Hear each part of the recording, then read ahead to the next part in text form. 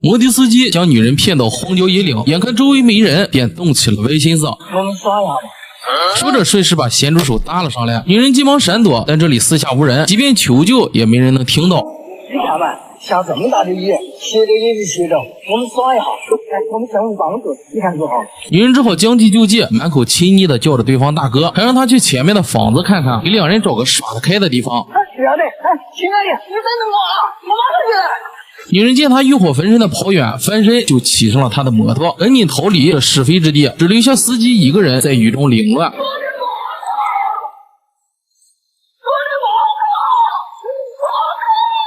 老汉以为她只是个普通的良家妇女，却不知道她是曾经叱咤风云大哥的女人。2001年的山西大同，一个女人走进麻将馆，在当年这种鱼龙混杂的地方，女人可不多见，但身边的汉子无不让开一条路，尊称她一声大嫂。女人名叫巧巧，她的男人是当地黑白通吃的老大斌哥，斌哥手下小弟无数，自然也有各种各样的矛盾等着斌哥处理。老贾借了老孙10万块，可他死活不承认，二人闹到斌哥面前，老贾越说越激动，你借了他的钱不还的话，那个弟兄们怎么拼你的？甚至从怀里掏出家伙拍在桌上。老孙，我来，不用送，来。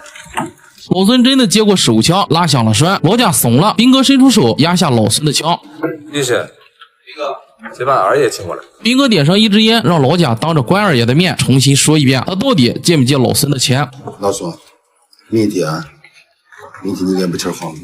这就是江湖，兄弟朋友之间可以耍赖扯皮，但在关二爷面前不行，这是江湖儿女们的信仰。二爷也给这群无法无天的混混们套上无形的枷锁，给那个混乱的年代添上了一丝秩序的味道。兄弟们产生了隔阂，当晚斌哥将兄弟们聚到一起，请大家喝五湖四海。所谓五湖四海，就是将各地的烈酒倒在洗脚盆中，大嫂一声令下，每个人都舀上一杯，没有古惑仔中歃血的气魄，但其中的江湖气却丝毫不减。来，兄弟们，五湖四海皆兄弟。肝胆相照，肝胆相照，走一个，走！五湖四海下肚，干戈也化为玉帛。这天，曾经的大佬二勇找到斌哥，他早已金盆洗手，开发房地产，发了一笔大财。二勇表示自己就喜欢2样东西，一个是动物世界，你看这动物世界里头的老虎10个8亿，哎呀，我这就想洗澡了。他不吃呀、喝呀、斗呀，搞要野情一样呀。另一个则是国标舞，为此他还特意请了2名国标老师，说把2人脱去外衣，来到舞厅中间跳了起来。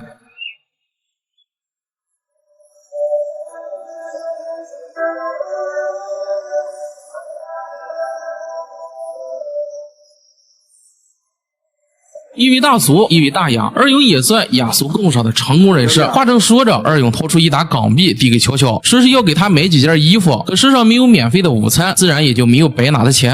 对不对？我和你说点事儿。原来二勇开发房地产被人造谣无理闹鬼，自己已经黑转白，再出面平事不方便，便想到了曾经的小弟彬彬。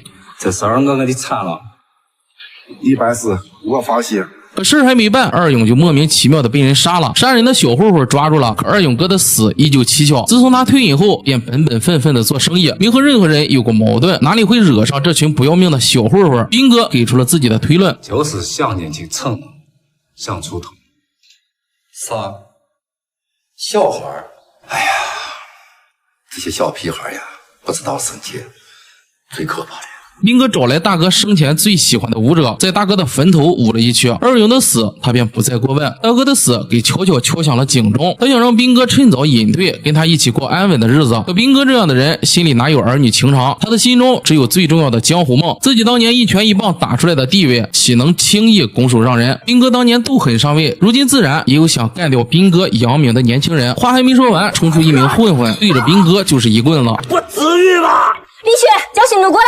巧巧掏出电话叫来手下，很快便抓住2个愣头青。兄弟们想干掉2个混混泄愤，斌哥没说话，只是问他们为啥要打自己。这错的，怎么听都不够江湖。香港电影告诉斌哥，做大哥要大度，要有格局。自己挨了打，2个混混也被小弟们一顿狠揍，这事儿就算扯平了。你叫什么？大嫂，你呢？小嫂，年轻有为，走吧。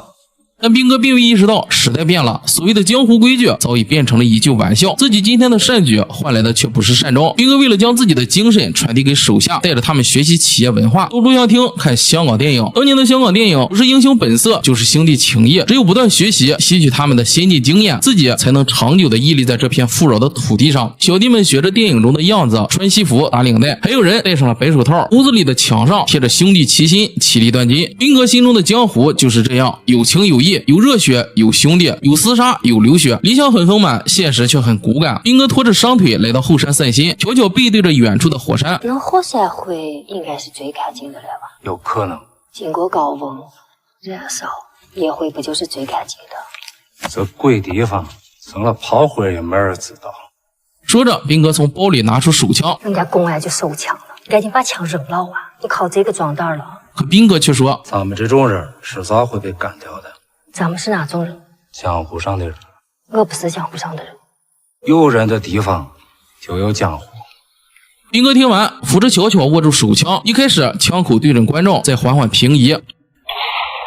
这天，兵哥的小弟林家栋出狱，导演刁一男客串。多亏兵哥这些年内外打点，林家栋在里面没受罪。他将妹妹林家燕介绍给兵哥，还给兵哥送来一箱钱。兵哥当然不会收，太隆重了，请兄弟们吃一顿就好了。见兵哥不收，小弟又让妹妹拿出一盒雪茄，可雪茄刀却不知道哪儿去了。刀，雪茄刀。晚上，巧巧抽着雪茄，坐着车，随口一提自己想去呼和浩特吃烧麦。兵哥嘴上说着太远，还是拿起了电话。丫头，去呼和浩特。第一个路口还没转过去，兵哥的车就被一群摩托给围了。混混们不但用头盔砸着车窗，司机下车蹬飞一个，可双拳难敌四手，司机很快招架不住，被一群年轻人打倒在地。兵哥在车里用毛巾缠住拳锋，一拳打出，将车窗连带混混的鼻梁一起打断。走下车，一拳一个。兵哥的江湖地位就是他一拳拳打出来的，这样的场面他见多了。可兵哥能打3个5个，打得过10个20个吗？何况混混们还带了铁锹。你是很牛逼吗？我你带黄瓜！兵哥被按在引擎盖上疯狂输出，车里的巧巧吓坏了。可这样的场面他哪里帮得上忙？终于他想到了枪，虽然自己也很怕开枪，可为了兵哥他只能拼了。巧巧拉上枪栓，下车就是一枪。混混们老实了，巧巧将混混们逼退，转过身。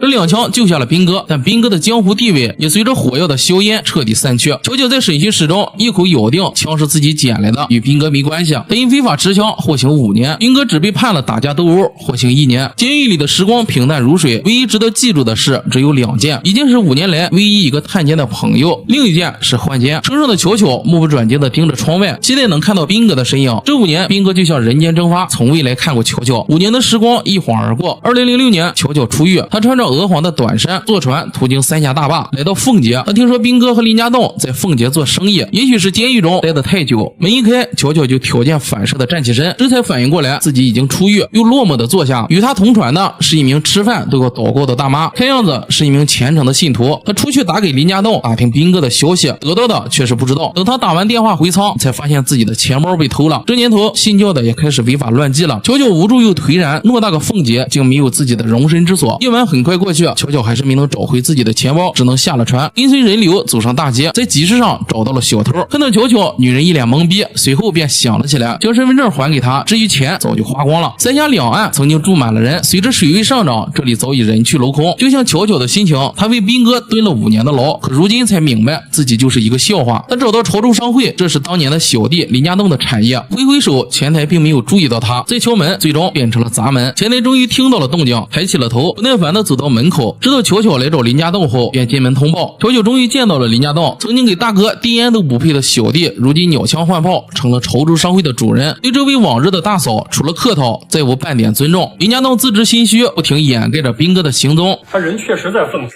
你来我也告诉他了，他没给你打电话呀？没有啊，他不在公司。我们这儿都企业化了，哪养得住兵哥呀？从林家栋口中得知，兵哥在忙发电厂的项目。巧巧继续问发电厂的位置，他的事儿我也不清楚。林家燕的一番话彻底让巧巧寒了心。 Anyway， 人的感情是会发生变化的，人嘛，应该属于自己，可以处理好自己的感情。这5年的时间太久，斌哥已经成了林家燕的男朋友，所以不方便出面见巧巧。这个让他来跟我讲。巧巧不知道，此时的斌哥就如一只缩头乌龟，躲在隔壁的屋子。自从那次枪响后，斌哥再没了先前的霸气，早已不是当年的江湖儿女。巧巧最终也没能见到斌哥，只能背上背包回到大街上。身无分文的他又饿又累，恍惚间走到街头表演的现场，听了一首老歌后，他还收到了一支玫瑰花。但玫瑰花并不能填饱肚子。巧巧继续前进，他找到了一家人办酒席，装作新娘的同学送上祝福，用玫瑰花换了一顿饱饭。巧巧又不知在哪过了一夜，天亮后继续前进寻找斌哥。身无分文的巧巧不得不用点江湖的办法。他走到一家高级酒店，看到穿着光鲜的大哥，就开始套路。我是他姐姐，我没流产。流产了哇！你却在这里大吃大喝的，有没有良心啊？你把老子当哈巴了说，你给我哈！流产流个蠢蠢！很显然，大哥识破了巧巧的计划，将他赶走。巧巧并没离开，很快便盯上了下一个目标。这是张译老师演过最大的冤种，也是我见过最牛逼的空手套白狼。我是他姐姐，我妹她流产。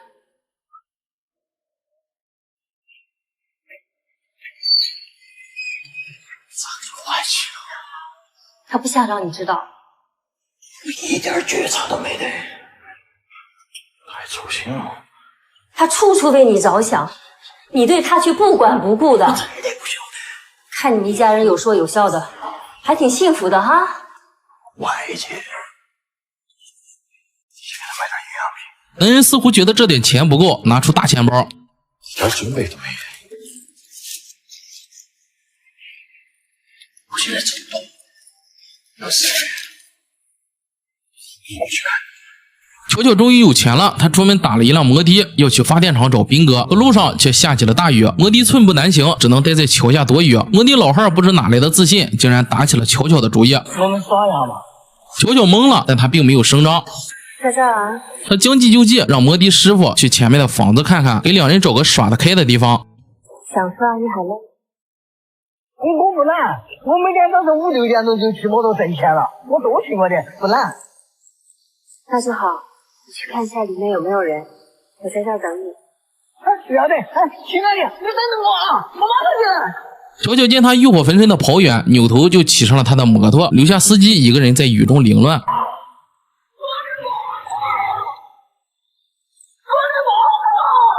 巧巧到公安局报案，说摩的司机想要强奸他，警察让他留下家属电话，巧巧便留下了斌哥的号码。时隔5年，这对恋人再次相见。斌哥混得并不好，除了虚无缥缈的发电厂项目，他一无所有。巧巧问他为什么5年都没来看过他。我已经不是我，是你。我们江湖上的人说话都爱斗拳。是江湖他早就看清了江湖，当年他有多风光，出狱时就有多狼狈。一直到我走出监狱的一刹，没有一个兄弟来接我，我心里是什么滋味？我过去的马仔住在冰里啊，耀武扬威，我心里是什么滋味？巧巧想让斌哥跟自己回山西，彬彬拒绝了。他想在凤姐赚了大钱，再荣归故里，回到那片抛弃他的江湖。我要让他身家30亿。斌哥还没意识到，属于他的30年已经在那声枪响中彻底消散，往事如云烟。斌哥拉起巧巧的手，直到巧巧提醒，斌哥才意识到拉错了手。这只手足够了。我不是左撇子，开枪的是右手。巧巧站起身，两人都知道再也回不到从前了。斌哥给巧巧弄了个简单的仪式，跨过火盆后，巧巧也决定离开。那天下着大雨，巧巧离开了宾馆。听完最后一首《有多少爱可以重来》后，坐上开往山西大同的火车。车上，巧巧遇到了一名来自克拉玛依的背包客，他自称是搞旅游开发的，这次去新疆是想坐最慢的火车，欣赏沿途的风景，顺便在戈壁上寻找外星人的踪迹。蓝海行业前景无限。你相信飞碟吗？相信，我见过。你见过？哎呀，太棒了！啊，那是同道中人啊！见过1次。你看，那你更应该加入我们了。你完全应该来我们团队啊！我没干过旅游，能做什么啊？你是见证者啊！你告诉大家你的经历啊！为什么球球说见过飞碟？这是贾樟柯和三峡好人的联动。在那部电影中，主角就是穿着这身衣服，带着这个水瓶，同样去凤姐，同样去发电厂，同样去找兵哥。这是贾樟柯对自己的致敬。就算人们都忘了，至少有江湖儿女记得三峡好人。背包客盛情邀请球球参加自己的项目。徐峥旁边这个是著名导演田壮壮客串。老师，哎，你们是私企呢还是国企呢？哎，这个不重要。干我们这一行还是要有一点宇宙观的。说白了，我们都是宇宙的囚徒啊。列车到了武汉，本应换乘的球球将瓶子递给背包客，转乘前往新疆的火车。球球明知他是骗子，可还是跟他走了。他想重新开启一段生活。火车上，男人坦白了一切。这个老蚂蚁有一个小卖部。球球并不意外，还是选择与男人一同前往新疆。男人问他为什么，我就是你说的球球。什么意思啊？男人愣了一下，一路上再没跟球球说话，就连球球转身下车他都没察觉。你没法叫醒一个装睡的人。球球一步一停走在漆黑冰冷的夜里，头顶上的云层散出微光，一架飞碟穿过云海，照亮了球球今后的路。多年以后，山西通了高铁，兵哥也回来了，但他并没实现自己的雄心壮志，而是坐着轮椅胡子拉碴的回到了曾经的江湖，回到了这片抛弃他的江湖。球球经营着一家麻将馆，不知是飞碟带来了好运，还是球球本就属于这片江湖，举手投足间竟然有了当年兵哥的气势。绝对的兵哥坐在车上，看着四周的景色，仿佛他才是那个外来者。唯一没变的就剩下那翻修过的铁路招待所。兵哥坐在棋牌室的内堂，曾经的小弟李轩来看他，现在他跟乔结婚了，自己开了一家典当行。兵哥问起其他小弟的下落，说来也讽刺，小弟们一个比一个混得好，每个人都迎来了自己的30年。兵哥这个被江湖抛弃的废人，他无处发泄，只能砸掉桌上的饭菜。你们他妈的懂不懂规矩啊？先上主食后上菜，没错的规矩啊！你是不是有病了？走我爹干生了？你是个谁了？你有病生了？嗨！你他妈说话客气点，这一切是我大哥。大哥，哼，就再口吃。球球也赶过来，把兵哥一顿臭骂，让他滚。我这就滚了。兵哥想站起来，重新找回丢失的尊严，但他失败了。曾经顶天立地、风光无两的汉子，如今连下炕都变得费劲。更让兵哥寒心的还在后面。兄弟们听说兵哥回来了，聚在球球的棋牌室。曾经最不入流的小弟老贾拿起手机调侃着兵哥，嘴上说着给兵哥做个专访，可言语中满是讥讽的意味。兵哥，坐撞车了，还是后光的？老贾，你咋的还这么倔呢？你不记得被我们打的吃屎的时候？一旁的小弟赶紧打圆场，可老贾压根没给兵哥面子，提出要跟他赌一把扑克。兵哥同意了，随便拿到一张扑克牌。可属于他的江湖已经落幕，他再也没有逢赌必赢的气运了。兵哥，这路是你的了，若尾巴。兵哥挣扎的站起，又重重的倒在众人面前。你自走，扛下手不胯下之忧。你好好扔着吧。球球拿起茶壶，一茶壶就给老贾整服了。咱们就不能讲究点儿？别动！闹剧结束了，球球给兵哥找了个老中医，二人又回到当初的后山。兵哥问他为何肯收留自己，球球说，就算两人之间没有了爱情，但江湖儿女义字当头。身后的死火山依旧沉默，而球球则从那一枪开始，彻底走进了属于他的江湖，喷涌出炙热的岩浆。晚上，兵哥试着握住球球的手，但为球球不动声色的躲开。半年后，兵哥能脱离轮椅，勉强走路了，只给球球留下一条语音消息。